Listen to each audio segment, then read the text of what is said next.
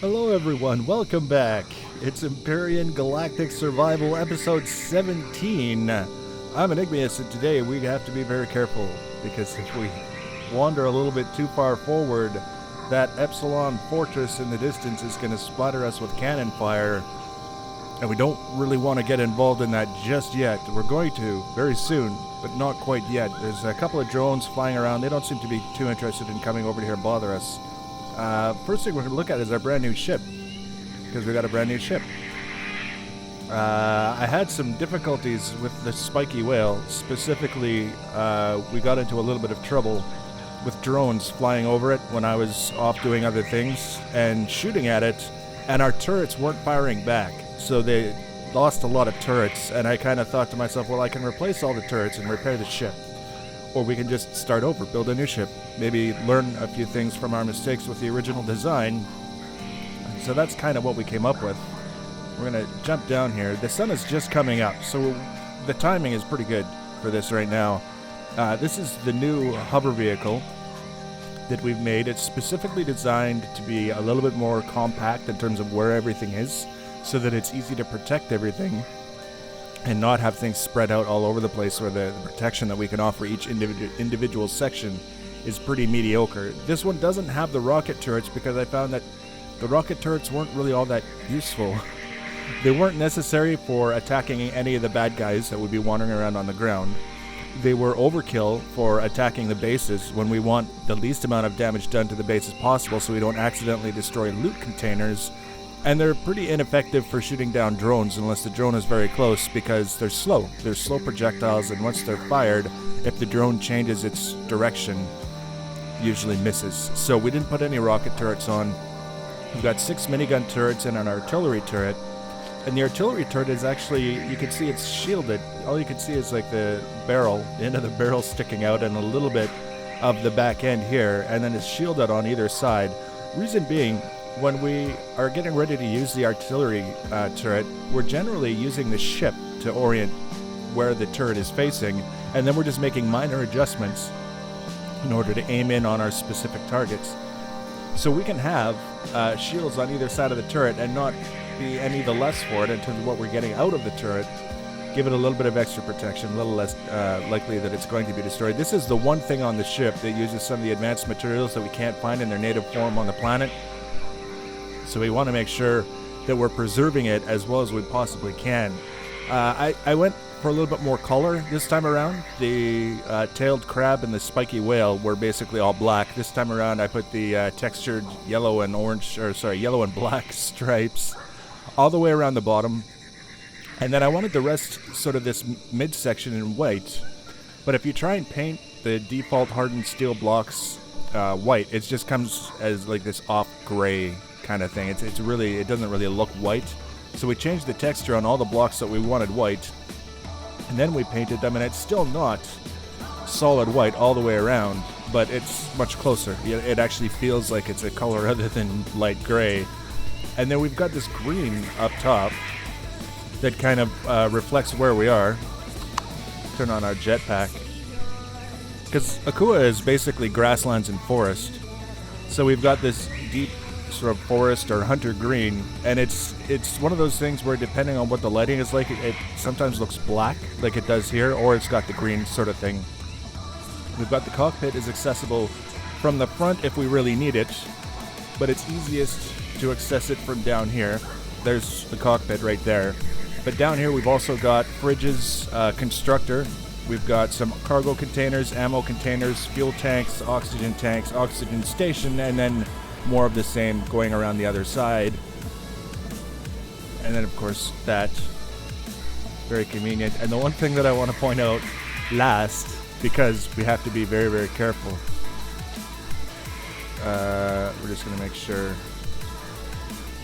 Yeah, we've got 8 meters to spare on this guy before we find ourselves in trouble. And if we come down here, it's even less, 2 point something meters.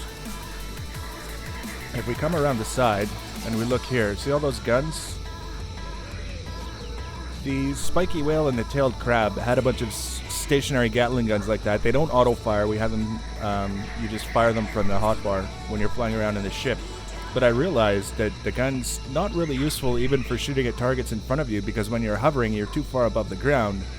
But when you come into a situation like this, where you've got a well-fortified base that's surrounded on 3 sides by mountain ranges and then a dense forest in front, it's helpful if you can clear the trees.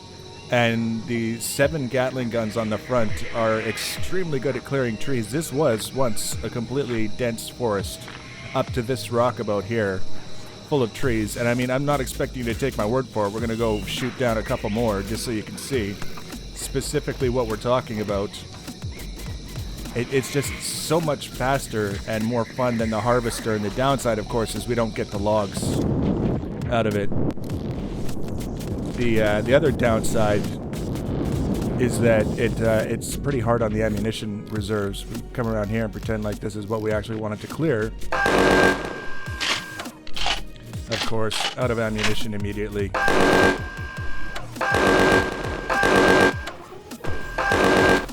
So this is a very convenient way of clearing dense forest so that we can approach a target a little bit easier than we would if we were just kind of going through the trees, getting lobbed up in the air, you know, all that stuff.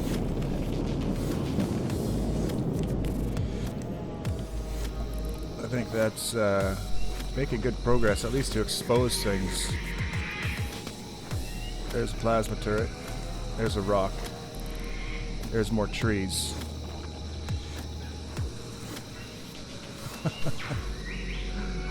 At least it's well protected by rocks. We don't have to worry about doing a ton of damage to the structure itself. Oh no, don't do that.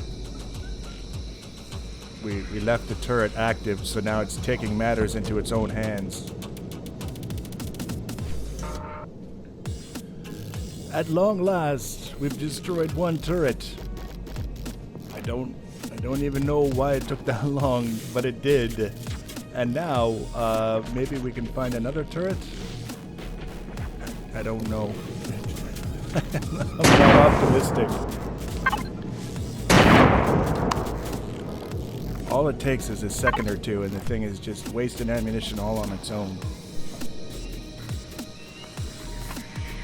Alright, what have we got?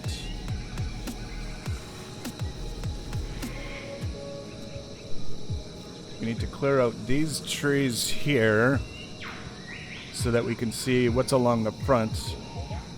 And then if we can clear out whatever is along the front, we can at least make our approach, deal with the drones, get inside, destroy the starter block, the core, and then we should be in good shape, theoretically. Let's see what happens here.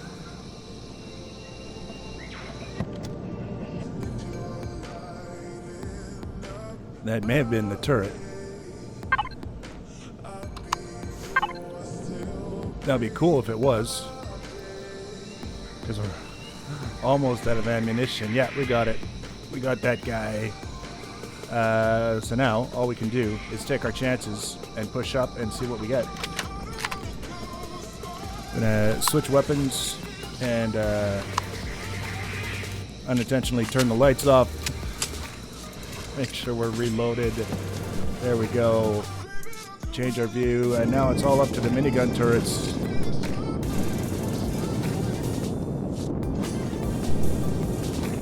If we missed any turrets, we're going to find out very, very soon.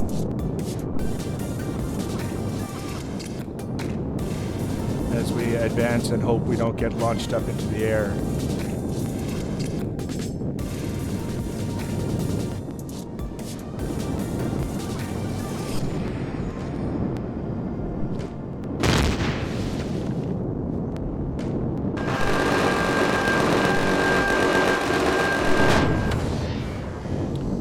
That makes it easy. I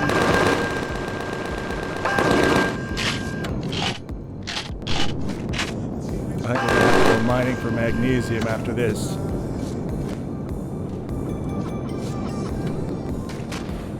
Alright, we've wasted all of our ammunition.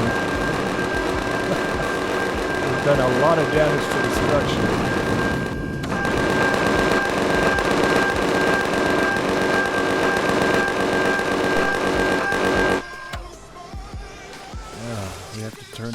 reactors to get a moment of silence. The turrets are trying to kill things that are inside the structure, and they're just taking out block after block after block in the process, which always makes me nervous that they're destroying loot.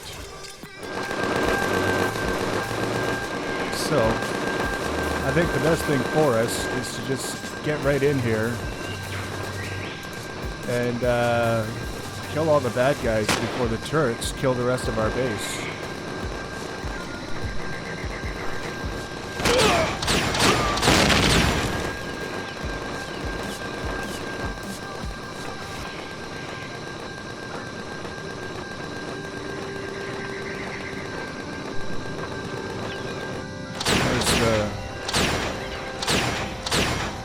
There we go. There's the core, which will hopefully mean that our turrets are going to stop shooting at things soon.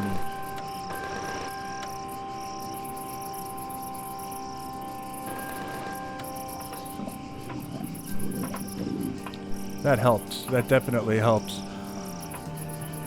Damn dumb turrets. What do we got here? Alien container full of mediocre crap. And now we need to start... Oh, look at these guys.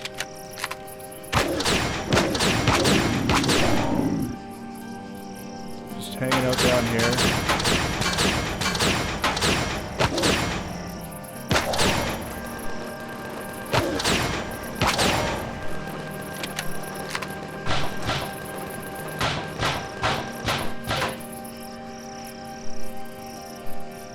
I don't even know what I just grabbed, but it was 4 advanced CPUs and a flux coil, which is always a good thing. Those must be generators of some sort, and I approve.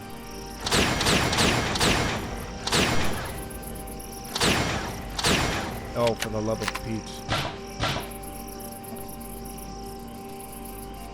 And make me move up and dismantle the turret. And you... I have to say, I'm pretty glad that I got that core block so that these guys at least aren't shooting at me, because that's a lot of damn turrets. Alright, we got all kinds of goodies in here now. Core, shotgun, pulse rifle. That could be interesting.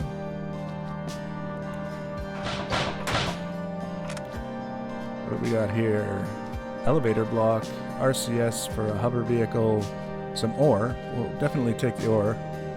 Zarcosium and a restroom. Automatic doors, cooling chambers. Not too interested in that, but we'll take it. I hear the bad guys. This guy is empty. This is the one we emptied from above. This guy is the one we emptied just before we went and emptied our inventory. And this guy is a bunch of miscellaneous stuff. So we'll get rid of that. All cleared out.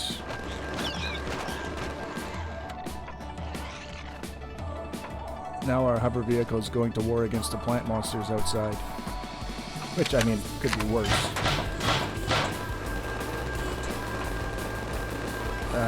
Staircase there. Alright, so we dug out underneath the staircase because that was the place... Oh, you can't really see the staircase anymore. It's down there. It looked like it might be the best chance we would have of finding like a basement area that we could explore to find loot that was better than the loot we found. The loot we found wasn't horrible. I would say it wasn't proportionate to what we had to do to get it, and I'm not convinced that it wasn't our own gun's fault for destroying too much of the base when we didn't really want it to do it. So that's it for our trip to the Epsilon Fortress. We're going to continue to scout around. We still have to find the front section of the crashed ship. and there's going to be other points of interest that we can find along the way. We're going to spend a little bit of time rearming, adding more ammunition, repairing our ship. It held up pretty well. I mean, the whole purpose is that I wanted something that didn't feel quite so fragile, and it did okay for what we were asking of it. And all we have to do is kind of maintain it, and we'll keep an eye out for opportunities to improve it. So the next episode, we'll be off on our next expedition. If you want to be notified when I add that episode, you can subscribe to my channel or follow me on social media. Links for social media are always in the information box below the video. Feel free to leave your comments and feedback. Thanks for watching, guys, and take care.